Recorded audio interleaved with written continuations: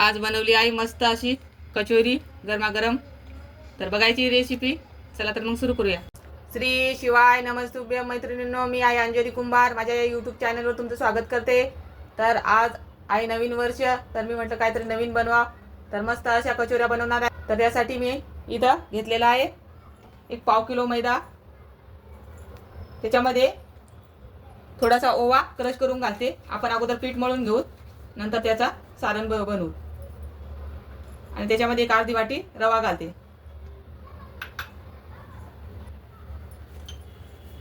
आता मी इथं वाटीमध्ये तेल घेतलेलं आहे गरम करायला।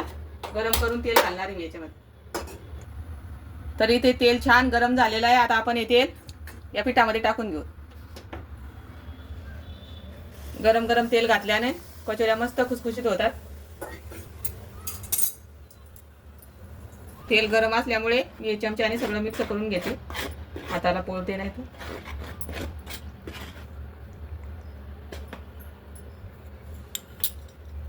सगळं तेल पिठाला चोळून घ्यायचं।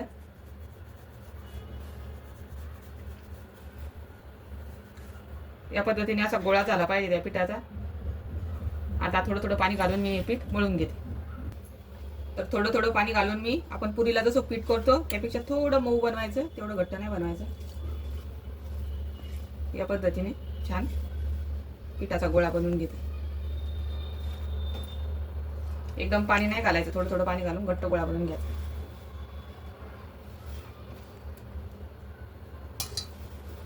बघू शकता इथं माझं पीठ छान मळून झालेलं आहे। या पद्धतीने मळायचं पीठ। आता आपण हे पीठ एक 10-15 मिनिटं छान मुरून घेऊ। आपण सारण बनवून घेऊ तोपर्यंत असंच हे पीठ एक झाकून ठेवू। एक बाउल ठेवून मी पीठ झाकून ठेवलेलं आहे। तर आता सारण बनवण्यासाठी आपण साहित्य बघू काय काय लागतं। तर मी इथं घेतलेलं आहे फ्रेश असे वाटाणे एक बाउल भरून, एक छोटा चम्मच जिरेपूड, एक छोटा चम्मच धनेपूड, 2 चम्मच बेसन पीठ, याच्यामध्ये लिंबूसत्व घेतलेलं आहे, थोडं लिंबूसत्व कमीच वापरायचं, आणि एक अर्धा चम्मच अंबारी मसाला आहे, हळद, आणि या थाटीमध्ये धने धने घेतलेले आहेत 2 चम्मच, बडीशोप 1 चम्मच, कोथिंबीर, लाल तिखट कलरसाठी, कढीपत्ता, हिरव्या मिरच्या आणि लसणाच्या पाकळ्या। तर आता आपण सर्वप्रथम चला तर मग आपण सारण बनवून घेऊयात। तर मी इथं गॅसवर कढई ठेवलेली आहे। सर्वप्रथम मी धने भाजून घेते। धने आणि बडीशोप आपण लाल कलर येईपर्यंत भाजून घेऊ। तर बघू शकता वाटाणे छान भाजल्या गेलेले आहेत। तर आता आपण एका बाउलमध्ये काढून घेऊ। आता याच कढईमध्ये मी 2-4 मिरच्या तेल टाकून भाजून घेते।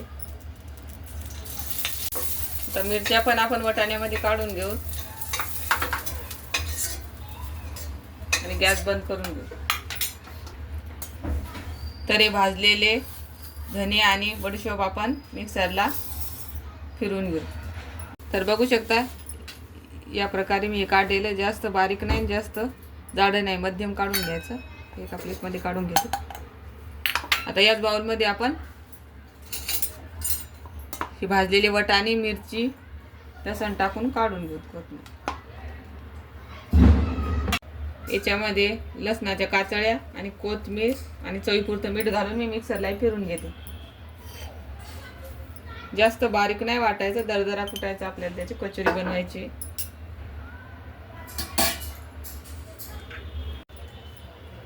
तर बघू शकता या पद्धतीने मी काढलेले, एकदम बारीक पेस्ट नाही करायची, अशी मोठी मोठी थोडं ठेवायचं। एकामध्ये नाही झालं, मी 2 मध्ये काढलेलं आहे। तर मी सगळं आता या बाउलमध्ये काढून घेते।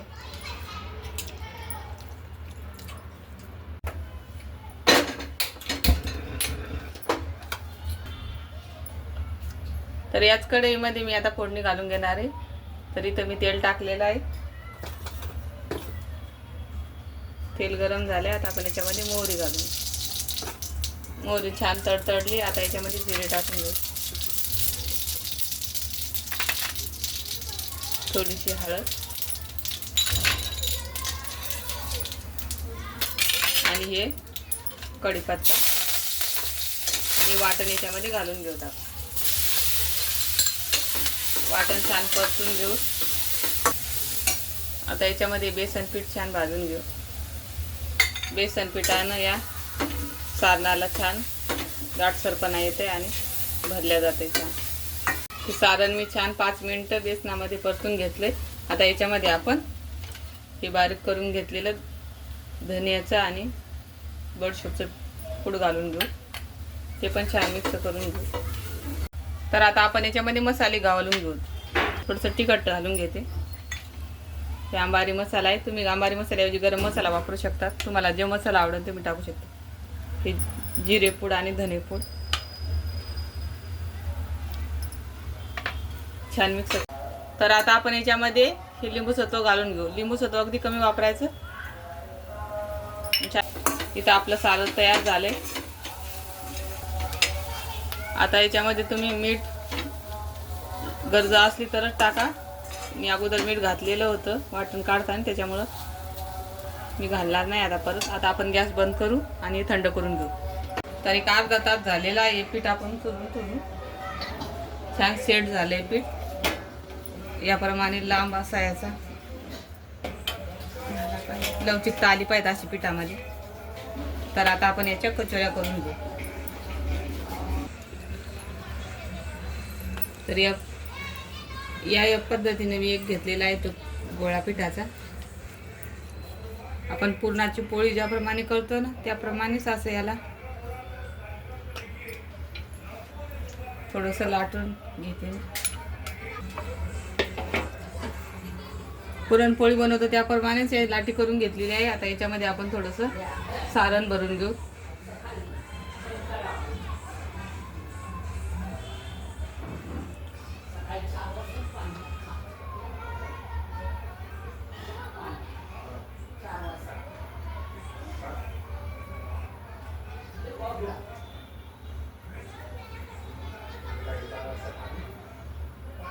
या पद्धतीने आपण पुरणपोळी करतो त्याप्रमाणेच भरून घ्यायचं आणि उरलेलं पीठ तोडून काढायचं. आणि या पद्धतीने हातावर प्रेस करून घ्यायचं आणि हाताने चौकोडा असं दाबून कडेपर्यंत सारण घालून घ्यायचं. तुम्ही हवं असलं तर असंच तळू शकता. मी याला 2 असे छोटेसे बेलणे मारून घेते.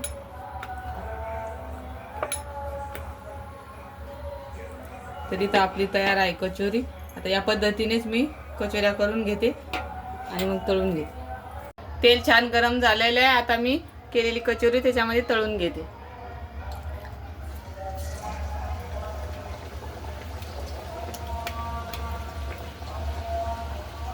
तेल गरम झाल्यावर कमी गॅस करून कचोऱ्या तळून घ्यायच्या, म्हणजे छान खरपूस रंगावर तळल्या जातात. तर बघू शकता किती मस्त टम्म फुगलेली आहे आपली कचोरी. दोन्ही साईडनं छान खरपूस रंगावर भाजल्या गेली. आता आपण हिला काढून घेऊ. आता दुसरी कचोरी पण मी त्याच पद्धतीने तळून घेते. तर बघू शकता दुसरी पण कचोरी मी तळून घेतलेली आहे. आता मी सर्व कचोऱ्या याच पद्धतीने तळून घेते. तर इथं मस्त तयार झालेल्या आहेत आपल्या कचोऱ्या. तर बघू शकता मस्त टम्म फुगलेली आहे. माझ्या सर्व कचोऱ्या तयार करून झालेल्या आहेत. तर आता आपण बघू सारण कसं भरलेलं आहे. किती मस्त मऊसूत झालेली आहे. तर बघू शकता काठोकाठ मस्त सारण भरलेलं आहे. एकदम गरमागरम कचोरी तयार आहे. तुम्ही सॉस सोबत खाऊ शकतात किंवा हिरवी चटणी बनवून खाऊ शकतात. तर तुम्हालाही माझी कचोरीची रेसिपी कशी वाटली नक्की कमेंट करून सांगा. धन्यवाद.